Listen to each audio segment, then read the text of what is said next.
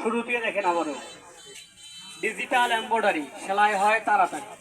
এই সুতা লাগানোর নিয়ম, এটা একটি তামার তার, পুরাতন কারেন্টের তারের ভিতরে পাওয়া যায়।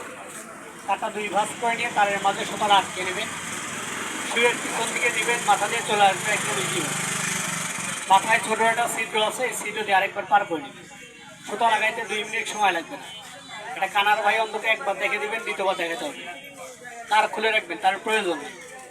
এখন এই এতটুকু পরিমাণ ছোট করে নেবেন। সুতার মাথায় কোনো গিট পেঁচ বান কিছু দিতে হবে না। ডিজাইন এরকমভাবে কাপড়ে কলম দিয়ে আট করে নিয়ে আটে থেকে বসাবেন একদম স্ত্রীর গোড়া পর্যন্ত, যতটুকু যাবে পুরোটাই বসিয়ে দিবেন। কাপড় থেকে উঠাবেন কম আর বসাবেন গোড়া পর্যন্ত। এরকমভাবে উঠাবেন কম আর বসাবেন গোড়া পর্যন্ত। তবে আপনারা নতুন প্রথম অবস্থায় 2-4-10 মিনিট একটা পুরাতন কাপড়ে ধীরে ধীরে কাজ করে হাতটা চালু করে নেবেন। যখন আপনার হাত চালু হয়ে যাবে তখন সেলাই মেশিনের মতন বসাবেন আর ওঠাবেন। এটা হলো কাপড়ের উল্টা দিক।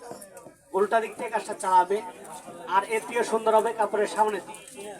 এই যে সামনে দিয়ে যে এলোগুলো মাথাগুলো আসবে, এই এলোগুলো মাথাগুলো, এগুলো আঙ্গুল দিয়ে টেনে টাইট করে কেসি অথবা ব্লেড দিয়ে কাটবে। কাটলে হবে সুন্দর জায়নামাজ মখমল তোয়াল। কাটলে আপনি নিজেও বুঝতে পারবেন না এগুলো হাতে তৈরি করা হয়েছে না জায়নামাজ মখমল শিখের কাটা আড়া দিয়ে লাগানো হয়েছে।